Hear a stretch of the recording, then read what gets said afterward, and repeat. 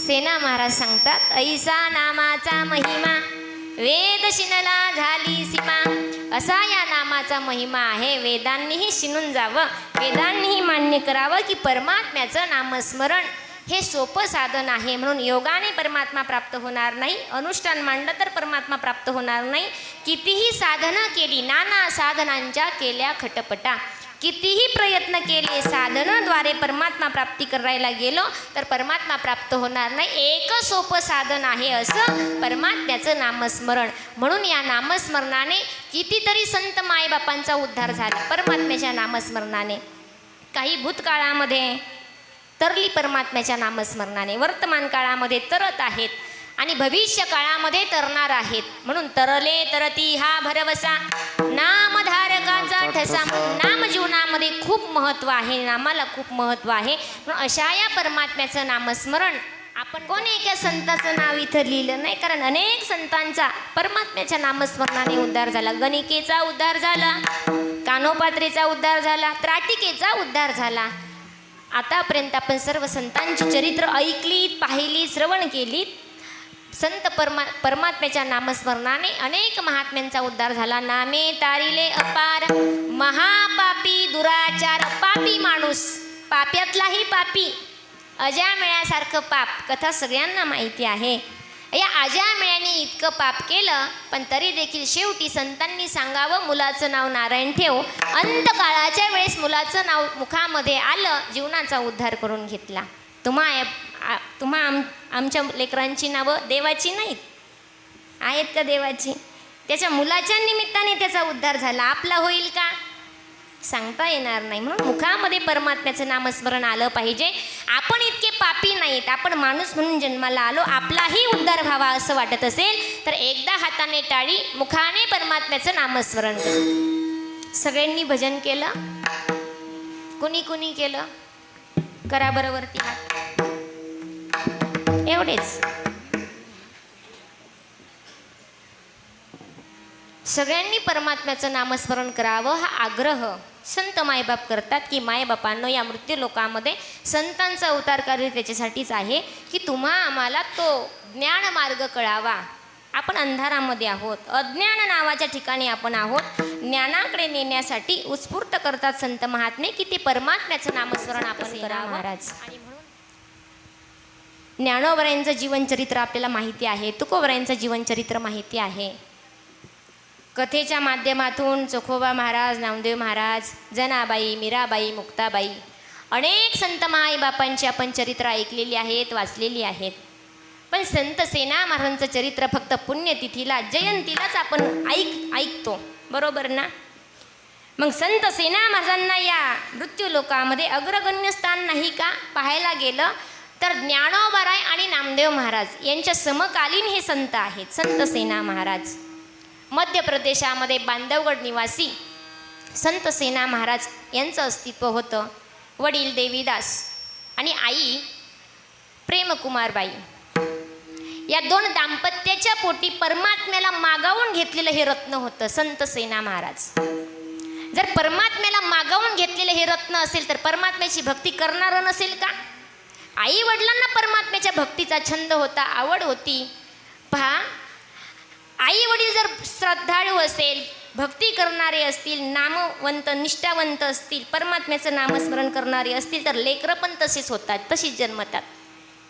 पण काही अपवाद सोडले, अपवाद बोलते बरं का मी, अपवाद सोडले तर आई वडिलांचा गुणधर्म लेकरांमध्ये येत नाही.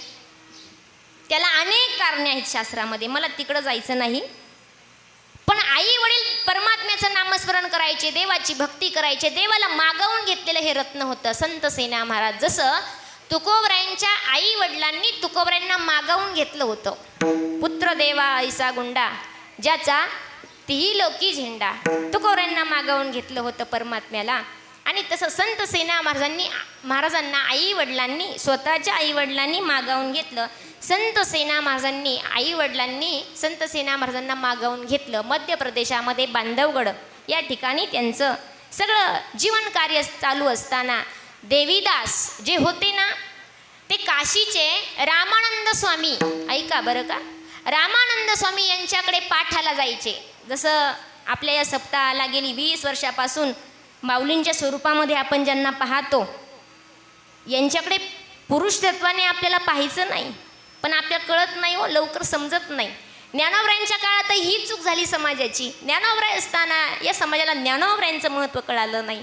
आपल्याही दारी स्वतः ज्ञानेश मूर्ती आल्यात, आपल्याला त्यांचं महत्त्व कळालं पाहिजे. बरं का, काय येतात दरवर्षी जातात, त्यांचा येण्याचा हेतू आहे इथं येऊन कीर्तनाला प्रवचनाला साथ करायची आणि जायचं. पण मला एक सांगायचं आहे तुम्हाला, आपला दृष्टिकोन आपल्याला बदलायचा आहे. दृष्टिकोन बदलल्याशिवाय परमात्मा आम्हाला कधी जीवनामध्ये साथ देऊ शकत नाही. आपला दृष्टिकोन बदलला पाहिजे. रामानंद स्वामी यांच्याकडे संत देवीदास सेना महाराजांचे वडील पाठासाठी जात होते आणि तिथे रामानंदांकडे ज्ञानोबरायांचे वडील, काय नाव त्यांचं,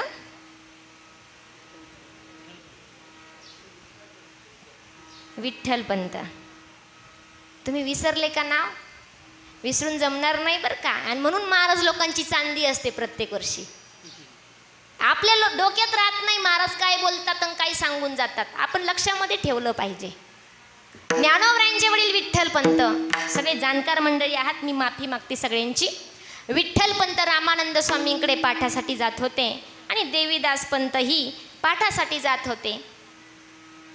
दररोज पाठामध्ये रामानंद स्वामींनी सांगावं देवीदास पंतांना आणि विठ्ठल पंतांना, आपण कितीही मोठं ब्रह्मविद्येचं रोपटं तयार केलं, झाड जरी तयार केलं ना, शेवटी पाठाच्या सांगायचे की महाराष्ट्रामध्ये एक पंढरपूर नावाचं क्षेत्र आहे आणि तिथला परमात्मा एक वेळेस त्या परमात्म्याला प्राप्त करावं लागेल आणि परमात्म्याचं दर्शन आपल्याला घ्यावंच लागेल. म्हणजे परमात्म्याशिवाय आम्हाला या जगतामध्ये उद्धार करताच येणार नाही, किती ब्रह्मविद्या प्राप्त करू द्या. शेवटी पाठाच्या नंतर सांगायचे. देवीदास पंत एक दिवस आपल्या मुलाला बोलावून घेतात. संत सेना नाव का पडलं, शहाणा होता, इतकं गुणी बाळ होतं की सगळं काही ते ऐकायचं. आई वडिलांची सेवा म्हणावा, समाजामध्ये कसं राहायचं, कसं बोलायचं, कसं चालायचं, हे सगळं त्या सेना महाराजांना माहीत होतं. म्हणून नाव ठेवलं होतं सेना. सेना म्हणजे त्याचा अर्थ जर उलगडा केला शहाणा, त्याचं नाव सेना. सेनाला आल्यावर नंतर सांगायचे देवीदास की मी पाठामध्ये असं ऐकलं. तो मार्ग त्या संत सेना महाराजांना देवीदास पंत सांगायचे. एक दिवस कळालं मला 6 महिन्याने देह सोडायचा आहे, जीव सोडायचा आहे. आणि कळतं बरं का, आपल्याला शास्त्रामध्ये असं सांगितलंय 6 महिने अगोदर आपल्याला जाण्याचा वेळ कळतो. जाणार आहे आपण सहज बोलून जातो. आता बाकी पाठीमागचं व्यवस्थित पहा, मला 6 महिन्याने जायचं आहे, आपण सहज बोलतो. असं काय वेड्यासारखं बोलताय म्हणून तुम्ही. 6 महिने अगोदर शास्त्रामध्ये सांगितलं आपल्याला जाण्याचा वेळ कळतो, कधी जायचं हे कळतं. तसं देवीदास पंतांना आपल्याला जायचंय म्हणून कळालं, स्वप्नामध्ये आलं की आपल्याला 6 महिन्याने देह ठेवायचा आहे. बोलावून घेतलं संत सेना महाराजांना. सेना, अरे मला आता जगाचा निरोप घ्यायचा आहे, तुझ्या मांडीवरती मला एकदा डोकं टेकवू दे. मांडीवरती सेना महाराजांनी आपल्या वडिलांचं डोकं घेतलं आणि बोलत होते. चर्चा चालू होती, संवाद चालू होता. मी नेहमी सांगते आपल्या बोलण्यामधून वाद नसावा, संवाद असावा, जेणेकरून संवादामधून पडलेल्या प्रश्नांचा उलगाडा होतो आणि उत्तर प्राप्त होतं. पण वाद जर जीवनामध्ये निर्माण झाले तर वादामुळे अनेक वाद उत्पन्न होतात. या दोघांचा संवाद होता. संवाद चालू होता बाप लेकराचा. बोलता बोलता एकच वाक्य सांगितलं, सेना, ज्या रामानंद स्वामीकडे मी पाठाला जातो ना सेना, तर रामानंद स्वामींनी सांगितलं कितीही ब्रह्मविद्या